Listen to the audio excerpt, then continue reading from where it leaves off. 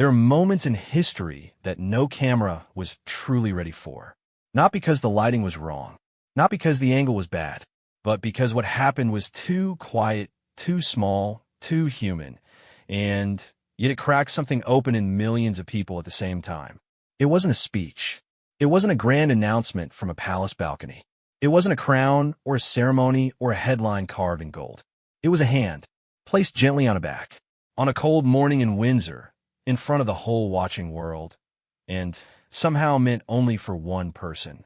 That was the moment people stopped scrolling. That was the moment strangers sitting alone in their kitchens, on their lunch breaks, in hospital waiting rooms, felt something shift inside their chests. They couldn't fully explain it.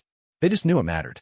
This is the story of William and Catherine, not the version printed in royal briefings, not the version dressed up in protocol and ceremony, the real version, the one that happened between the gestures, behind the headlines, inside the years that try to break them, the version that moved a nation, not with power, but with something far harder to manufacture.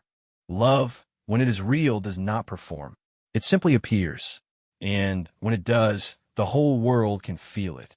This is how it happened.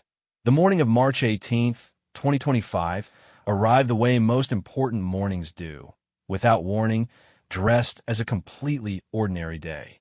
Windsor was cold, the kind of cold that sits in your collar and doesn't move. Diplomatic cars were lined up along the route. Flags were pressed and straight. Officials had rehearsed their steps the night before. Nigeria's first couple, President Bola Ahmed Tinubu and First Lady Oluyemi Tinubu, had arrived in Britain for a state visit, and the machinery of royal ceremony was already grinding forward at its familiar, well-oiled pace. Everything was planned. Everything was on schedule. The world's cameras were angled at the costumes, the coats, the carriages. And then William reached out and touched his wife's back. Not a dramatic gesture, not a sweeping, romantic thing pulled from a film. Just the flat of his hand, placed quietly between her shoulder blades, as she prepared to step toward the waiting carriage. It lasted maybe 2 seconds. He wasn't looking at the cameras when he did it. He was looking at her. And what his eyes said in that moment, what the whole weight of his body communicated through that single, barely visible touch, was something no speech could have delivered. I'm here. You're not doing this alone. The clip found its way online within hours. And then something interesting happened. People couldn't stop watching it. They watched it on their phones during their commutes. They sent it to their mothers, their sisters, their friends. They watched it again. They slowed it down. They wrote things in the comments that surprised even themselves, about their own marriages, about what they wished love looked like, about what they had lost, and what they still hoped for. A 2-second video of a man's hand on his wife's back gathered the kind of quiet, electric attention that no publicist could engineer and no palace press officer had planned for. Because it was real, and real things in a world drowning in performance hit differently. To understand why that moment landed the way it did, you have to understand what the year before it had looked like. January 2024 had opened with Catherine in a hospital bed, recovering for what the palace had called planned abdominal surgery. The public was told she would not be returning to duties until after Easter. They accepted that. Royals have surgeries. It happens. The world moved on and waited. But the week stretched. Easter came. She wasn't there. And then, on a Friday afternoon in March, a video appeared online that stopped the country mid-breath. She was sitting in a garden, hair soft around her face, calm in the way that people are calm when they have made a decision about how they want to face something. She looked at the camera and she told the world in simple and direct words that she had cancer, that chemotherapy had begun, that she was taking each day as it came. She did not cry. She did not perform bravery.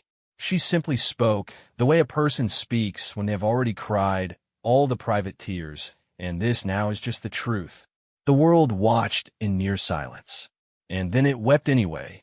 Behind that video, in the part no camera reached, William had been living inside a year that he would later describe, searching for the right words, failing to find any that were small enough, as the hardest year of his life. His father, King Charles, had received his own cancer diagnosis just weeks before Catherine's. The two most important people in his life were ill at the same time, and he was standing in the middle of it, still required to show up, still required to be present, still required to be the man that the future of an entire institution rested on. He described it to actor Eugene Levy, quietly and without self-pity, as something he simply had to get through, one morning at a time. What no royal briefing mentioned was the moment the two of them had to sit down with George, Charlotte, and Louis and explain that Mummy was ill, that she would need to go back to hospital, that things were going to be different for a while. William was, by all accounts, floored by Catherine's diagnosis. But it was that conversation, the one with the children, in language small enough for a 9-year-old to hold, that broke him in a different, quieter way. You can prepare yourself for your own fear. You cannot prepare yourself for the look on your child's face when their world tilts. So he steadied himself, and he showed up, every day, in every way available to him. Royal author Russell Myers, who spent time researching the couple for his book on their lives, noted something that many people outside palace walls had missed entirely. It was not Catherine who leaned most heavily on William during those months. It was William who leaned on her, not just professionally. They have a working relationship and work together a lot of the time, but also personally, emotionally, Myers wrote. The man who had grown up in a family defined by fractured relationships, painful public separations, and the specific loneliness of being raised inside an institution rather than a home. That man had built something different, quietly, stubbornly, over 2 decades of choosing the same person again and again.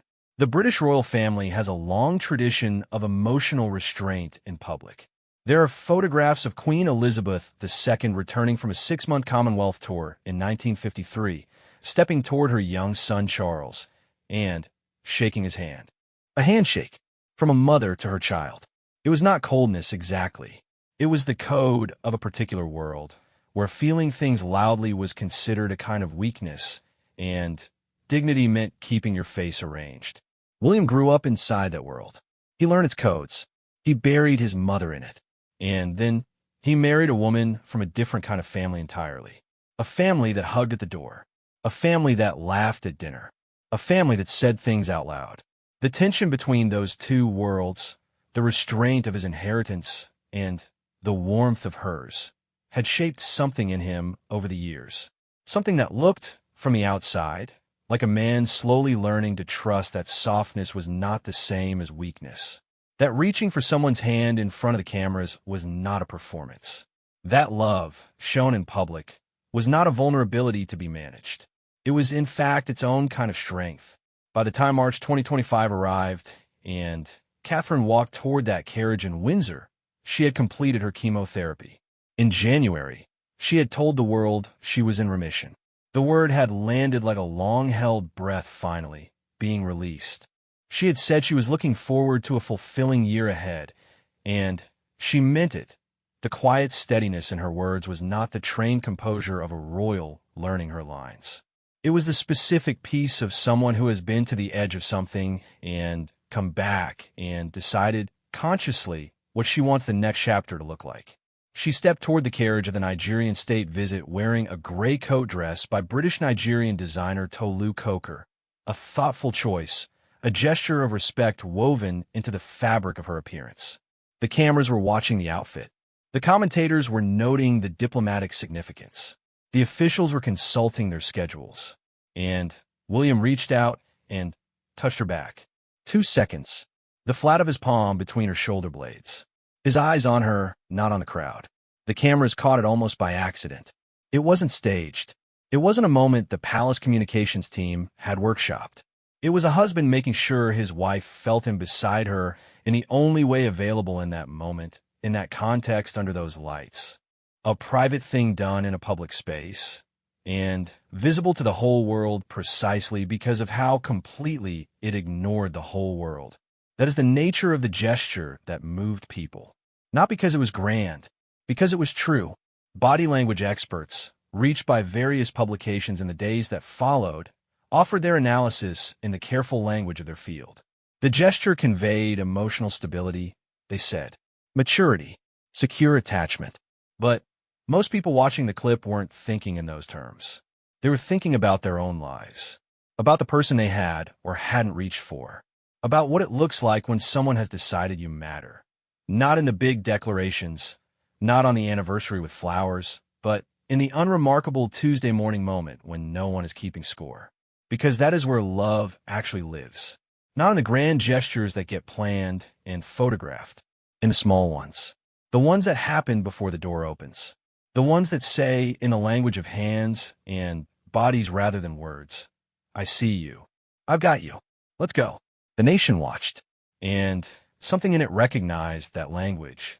Recognized it the way you recognize a song you haven't heard in years and find, to your own surprise, that you still know every word. Windsor was cold. The cameras kept rolling. The carriage moved forward. William walked beside her. There's a particular kind of courage that doesn't come with a soundtrack. It doesn't announce itself. It doesn't arrive wearing armor or carrying a flag. It arrives wearing a gray coat dress or a well-pressed suit or sometimes just a plain face in an ordinary room. And it simply keeps going. It keeps choosing the next moment. It keeps showing up. It does the things that need doing without asking for applause. Britain watched that kind of courage play out across 2024 and into 2025, not in one sweeping dramatic moment, but in a series of ordinary decisions by two people choosing again and again to let themselves be seen. The first public appearance Catherine made after completing chemotherapy came in October 2024. Not at a palace, not at a ceremony, not at the kind of glittering event that calls for diamonds and careful smiles. In Southport, the name of that town had already been carrying weight for months.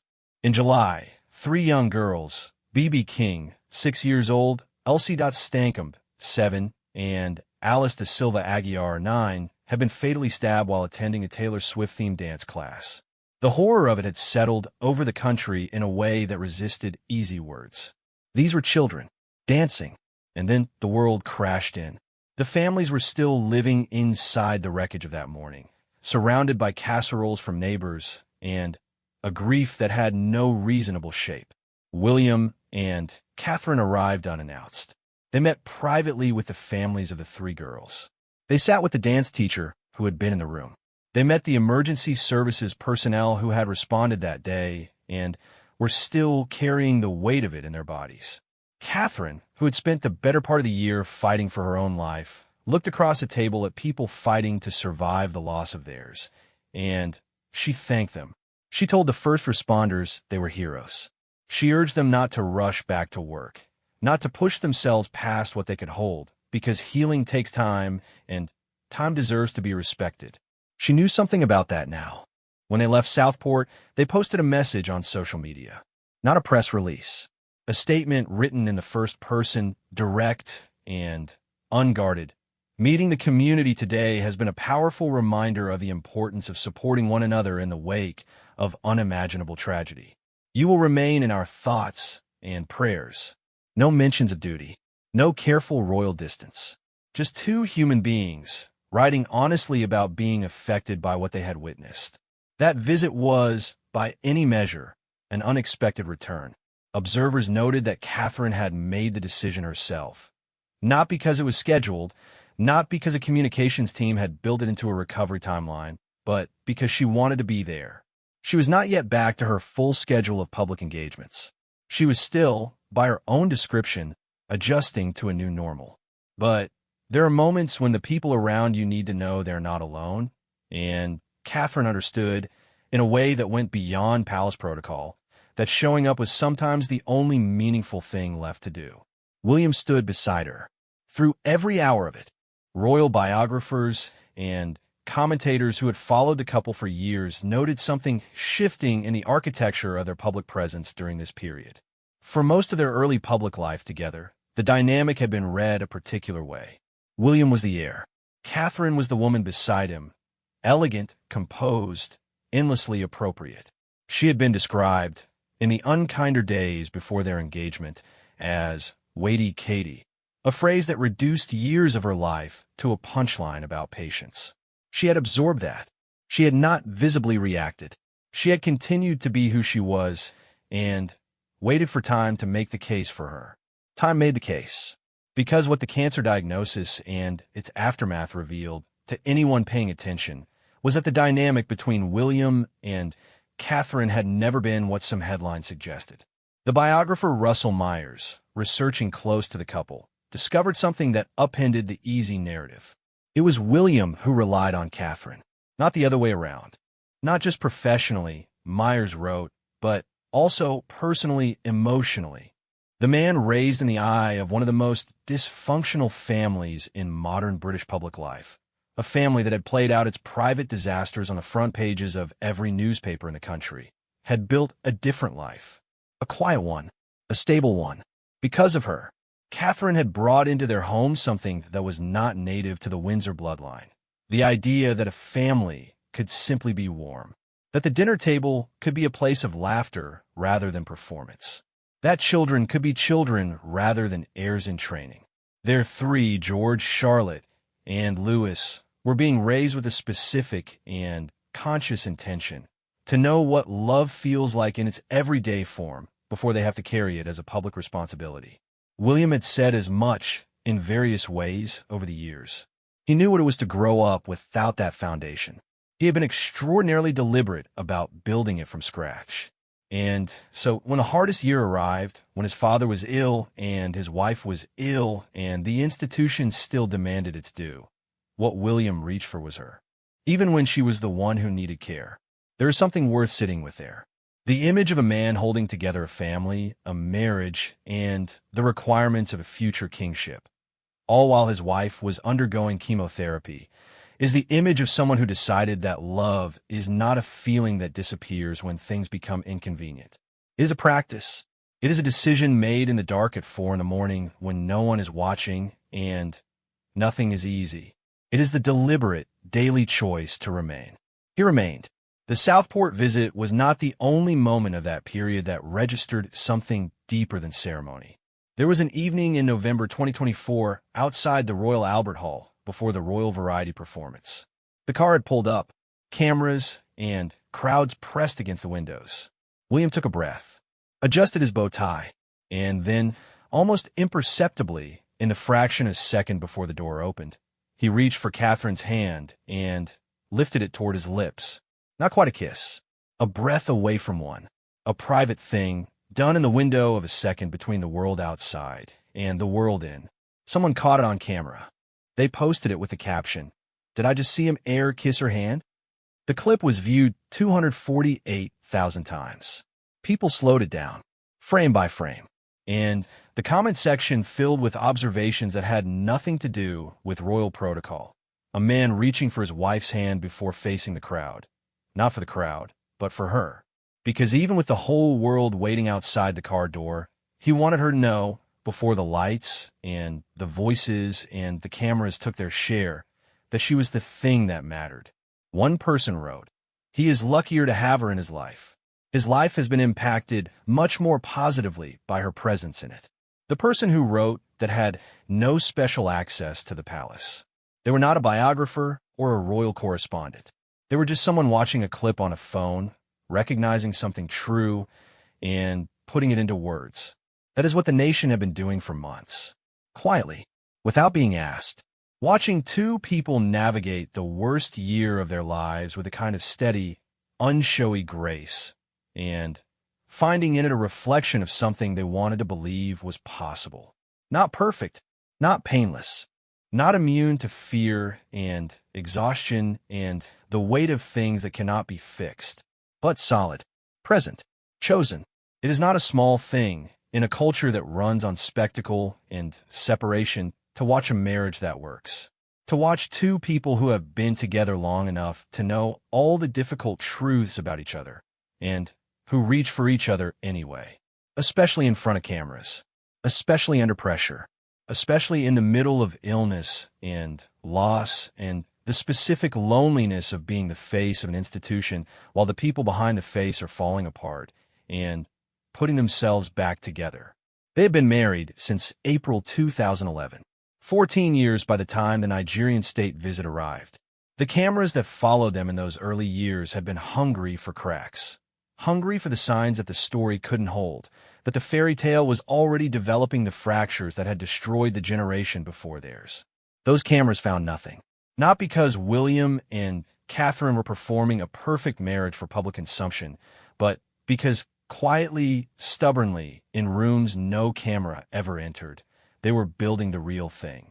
Brick by brick, ordinary day by ordinary day, through grief and pressure and the particular loneliness of royalty and the particular warmth of a family that laughed at dinner and argued about things and forgave each other and tried again. By 2025, the nation wasn't watching a fairy tale. It was watching something better.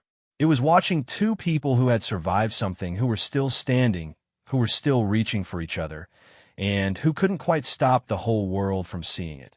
September 2024. One word, announced in a short statement, without ceremony: remission. Catherine, Princess of Wales, had completed her chemotherapy. The cancer that had been discovered during what the palace had cautiously called planned abdominal surgery, that quiet, devastating word buried in a routine press release, was no longer advancing.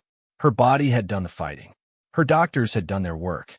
She had done whatever impossible private thing it is that people do when they sit inside the machinery of treatment and choose every single morning to be still enough for it to work. One word, and a nation exhaled. She wrote a message herself. Short, careful, honest in a way that only people who have earned their words are honest. It is a relief to now be in remission, and I remain focused on recovery. As anyone who has experienced a cancer diagnosis will know, it takes time to adjust to a new normal. And then, in the last line, the one that made people reach instinctively for the people near them, I am, however, looking forward to a fulfilling year ahead. Not a triumphant declaration, not the language of conquest. Just a woman, 32 months into her married life within one of the most scrutinized institutions on earth, looking forward. Meaning it. January 2025 brought a deeper confirmation. She was officially in remission. The word moved through media and social feeds and ordinary conversations over breakfast tables with the quality of relief that only comes after a very long holding of breath. People who had never met her, who would never meet her, who had no particular reason to be emotionally invested in the health of a British princess, found themselves caring in ways they couldn't fully explain. Strangers cried. People sent messages to their own mothers. People rang friends they hadn't spoken to in too long. The human response to Catherine's illness and to her recovery had revealed something about what she and William had built over the years, a kind of trust with the public that went beyond the formal relationship between a royal family and the people it represents. Somewhere in the accumulated years of showing up, of behaving like human beings rather than symbols, of letting small, true moments slip through the careful management of public image, they had become something the nation felt personally about. That doesn't happen by accident. February 2026. Valentine's Day. The Prince and Princess of Wales posted a photograph. Not a glossy, formal portrait, not a carefully styled image from a state function. A black and white photograph, taken by photographer Josh Shinner, of the two of them in a garden in Norfolk. No crowns, no ceremony, no explanation needed. Just two people in their 40s who had been through the kind of year that changes things, standing in a garden together, looking like people who had chosen this. Not because it was required of them, but because it was the thing they most wanted. The caption was simple: Happy Valentine's Day. Royal watchers noted that it was different from how the generation above them had ever operated. The tradition of the British royal family, built across decades of careful public distance, had always been to keep the private things private, not out of dishonesty, but out of a specific kind of dignity that believed showing less was more dignified than showing anything at all. There had been wisdom in that once, and there had also been cost. William knew the cost. He had lived it. His parents' marriage had unraveled in the most public way imaginable. Grief aired in newspaper interviews, accusations flung across television cameras, a divorce that felt less like a legal proceeding and more like a national autopsy conducted in real time. And then his mother was gone, and the institution carried on, and The lesson absorbed by a generation of royal watchers and by the young boy standing in the middle of it was that the crown and the heart were not allowed to occupy the same space at the same time. He had decided somewhere along the way that he disagreed. Not loudly, not as a statement or a rebellion or a campaign, just in the way he lived, in the garden in Norfolk, in the car outside the Royal Albert Hall, in the hand on his wife's back on a cold morning in Windsor. In 14 years of choosing the same person, in public and in private, in the ordinary and in the devastating, with the same unhurried consistency, Catherine had her own lesson running parallel to his. She had come into this life from the outside, from a family that was warm and present and entirely unprepared for what it would mean to give their daughter to the most watched household in Britain. She had spent years learning the codes, learning the pace, learning what was expected and what was possible and where the edges were. And she had not lost herself in that process. That was the thing. A lesser version of the story would have her disappearing into the institution, becoming its best version of a princess rather than her best version of a person. She had not done that. And the proof was in everything from the way she laughed at the polo, 2 kisses on William's cheek after his team won, delivered with visible delight while she dutifully shook every other player's hand, to the way she appeared on a public stage in October 2024 when she was not yet fully recovered, simply because there were families in Southport who needed someone to be present with them in their grief. That is not protocol. That is character. The state banquet with U.S. President Donald Trump arrived in September 2025, and again the cameras found them. White tie, Windsor Castle, 160 guests, the full weight of diplomatic ceremony arranged around the table like a beautiful and complicated chess game. William and Catherine arrived together, and as the moments from the evening were assembled into a reel for the couple's Instagram account, one detail rose above all the glittering formality. They were holding hands. A body language expert, consulted by Hello Magazine, offered their analysis carefully. The hand gesture conveyed emotional stability, maturity, secure emotional connectivity. Prince William is the ultimate caring, empathic future king whose strong personality traits of leadership can be seen in his body language displays. The words were accurate enough, but they were also in a way beside the point. The people watching didn't need an expert to tell them what they were seeing. They were seeing 2 people who liked each other, who loved each other, who, after 14 years and 3 children and a cancer diagnosis and a year that William himself called the hardest of his life, still reached for each other's hand when they walked into a room. The world had seen a lot of royal marriages. It had watched them form and fracture and become public casualties of ambition and loneliness and the impossible pressure of performing love rather than living it. The generation above William had tried. They had tried in their own ways, with their own broken tools, inside a system that had not been built to accommodate the private needs of actual human hearts. The collateral damage had been enormous. And the boy who grew up inside that wreckage, who had buried his mother and stood at a graveside in front of every camera in the world at 15 years old, his face held together by something that looked like composure and was probably something far more costly, had decided to build something different. Not a performance, a life. When royal biographer Russell Myers sat down to write his book about William and Catherine, he came away with a conclusion that surprised him in its simplicity. They are the monarchy's stabilizing force. When everything is burning around you, he wrote, you need the central figures to remain solid. And that's what the Waleses do. Solid. Not perfect. Not untouched by difficulty. Not sealed inside some fairy tale version of themselves that the cameras could consume without consequence. Solid. Present. Chosen. The way you have to choose things again every day if you want them to last. In March 2025, on a cold morning in Windsor, with Nigeria's first couple stepping out of their car, and the cameras and the flags and the whole formal apparatus of a state visit arranged around them, William placed his hand on Catherine's back. She was walking toward a carriage. She was wearing a gray coat dress by a British Nigerian designer who had been chosen with intention. She stepped forward with the kind of grace that looks effortless and is, in reality, the product of years of conscious effort. He touched her back. 2 seconds. The flat of his palm. His eyes on her. She felt it. Steadied. Moved forward. The world, without quite knowing why, was moved too.